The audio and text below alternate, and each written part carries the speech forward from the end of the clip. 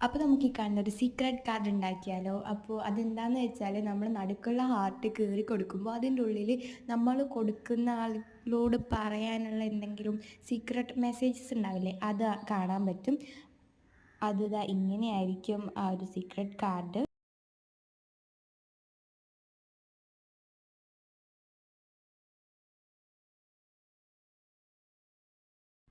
അപ്പോൾ നമുക്കതെങ്ങനെയാണ് ഉണ്ടാക്കുന്നതെന്ന് നോക്കാം. അതിനായിട്ടൊരു കട്ടിയുള്ള പേപ്പർ സ്ക്വയർ ഷേപ്പിൽ കട്ട് ചെയ്തെടുത്തിട്ട് ഈ കാണുന്ന പോലേക്ക് അതിൽ എഴുതി കൊടുക്കാം.